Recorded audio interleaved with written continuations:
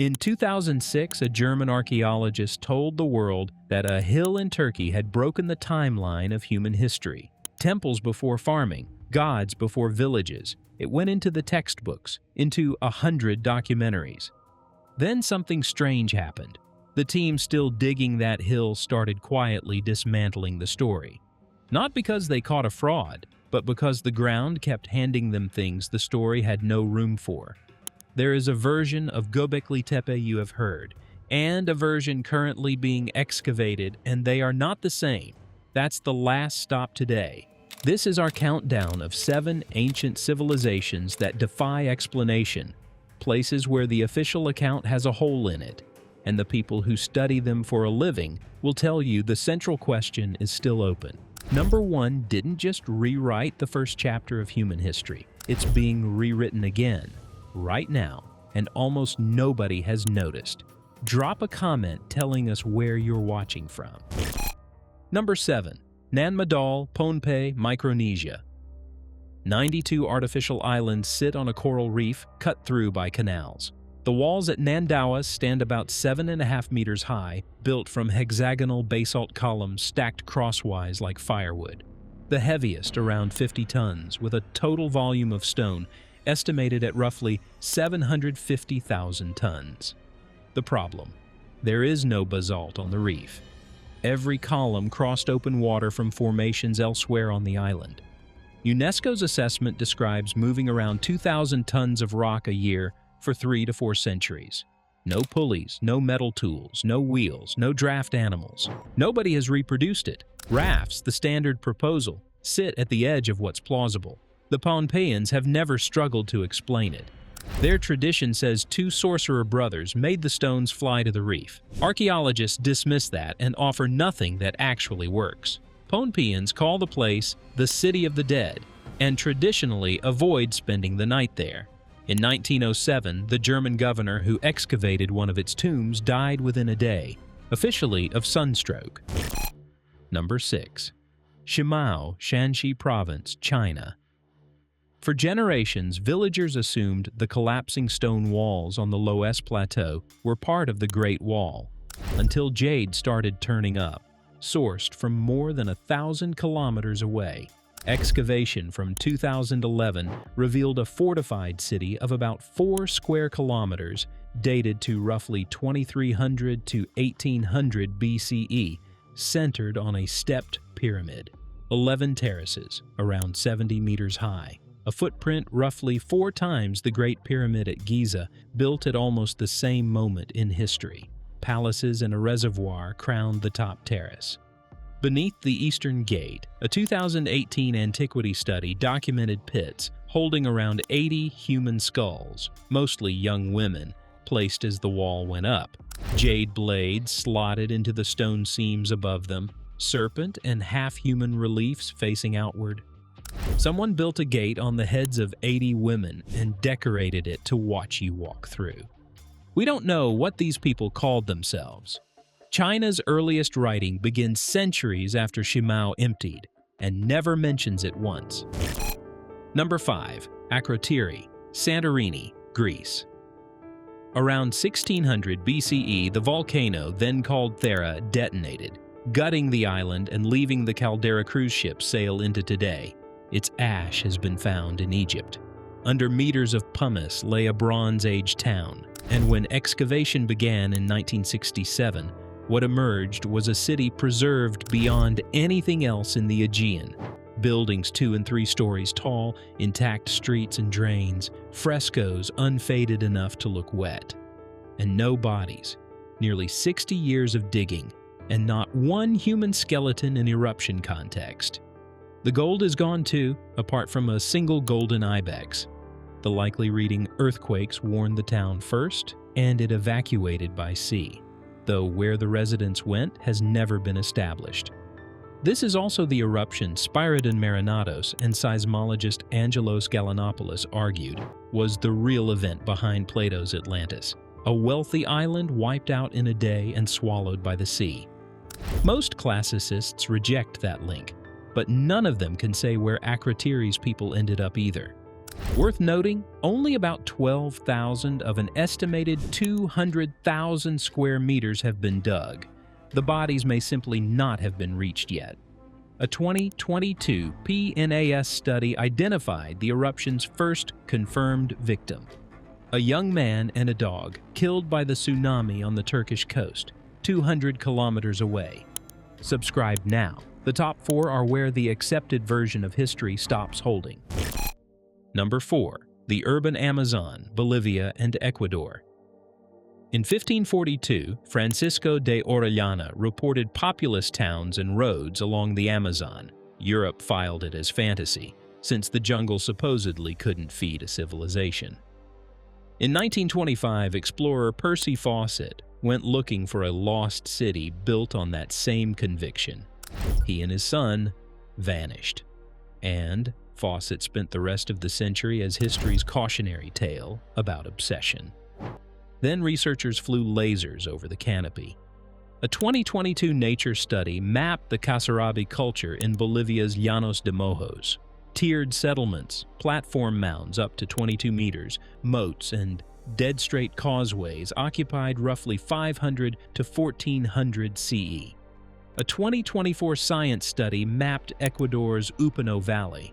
Over 6,000 earthen platforms across some 300 square kilometers, linked by roads up to 10 meters wide running for 10-plus kilometers, built between roughly 500 BCE and 600 CE, contemporary with the Roman Republic. Fawcett wasn't mad, he was early. The implication is bigger than a few lost cities.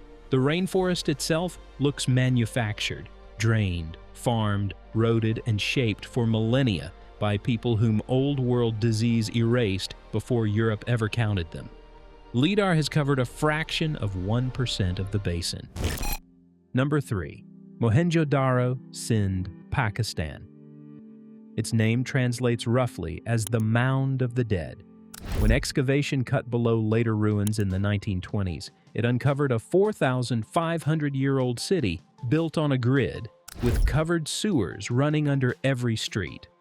Over 1,000 related settlements have since been mapped across an area larger than Egypt and Mesopotamia combined. Mohenjo-Daro itself may have held 40,000 people. Its Great Bath, a sealed brick tank about 12 meters long, still holds its shape, and bricks 1,000 kilometers apart share the same proportions. Then come the absences: no palace, no temple, no throne room, no royal tomb, no portrait of a king. Weapons are scarce, and evidence of war is thin. Yet that level of standardization is supposed to require central authority, and no such authority shows up in the ground. The script, around 400 signs, mostly in inscriptions 5 characters or shorter, remains undeciphered after a century, with no bilingual key ever found. Online claims of radioactive skeletons and a nuclear crater traced to a single 1970s book and don't survive contact with the excavation record. The real story is stranger anyway. Unburied skeletons sprawled in the upper streets of a city abandoned in stages. A civilization of millions, with indoor plumbing, no identifiable ruler, and a language nobody can read, meaning we cannot name a single person who ever lived there. Number 2. Sanxingdui, Sichuan, China. In 1986, factory workers cut into a pit and found bronze faces, rectangular jaws, eyes on cylindrical stalks, masks with wing-like ears, a 4-meter bronze tree hung with birds and golden fruit, a 2.5-meter standing figure with hands curled around something long gone.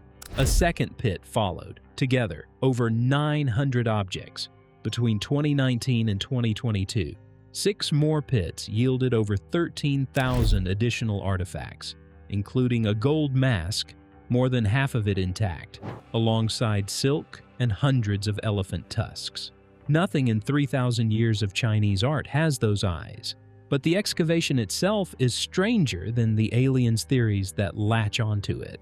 The objects were smashed, burned, and buried on purpose. Masks bent, bronzes broken, gold folded, all of it fired at high heat and covered with earth, mostly dating to roughly 1200 to 1000 BCE. the late Shang period. Alloy analysis shows recipes distinct from the Shang heartland, an independent bronze tradition, not a borrowed one. A city of about 12 square kilometers, running mines, furnaces, and master casters, and China's otherwise exhaustive written record never mentions it once.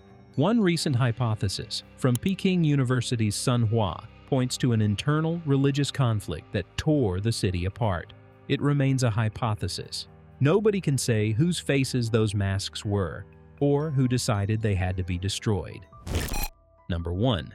Göbekli Tepe, Şanlıurfa, Turkey. In 1963, a survey team walked this low hill, saw broken limestone slabs, logged it as a probable Byzantine cemetery, and left. In 1994, German archaeologist Klaus Schmidt found that old entry, recognized the description didn't fit a medieval graveyard, and drove out to see for himself. He later said he knew immediately he had two choices: walk away or spend the rest of his life there. He started digging in 1995 and died in 2014, still on site.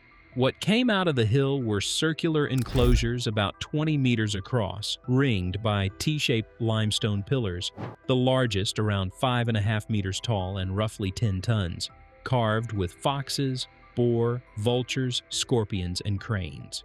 Radiocarbon dates the earliest construction to about 9,500 BCE, 12,000 years ago, before pottery, metal, writing, or farming. Schmidt's conclusion went around the world. Hunter-gatherers built and gathered at this site, then deliberately buried it and walked away. Religion, in his reading, came before civilization, not after.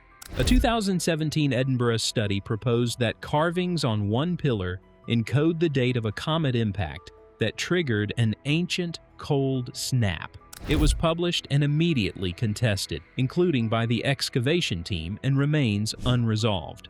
What gets far less coverage? Over the last decade, the German Archaeological Institute has been dismantling Schmidt's own model.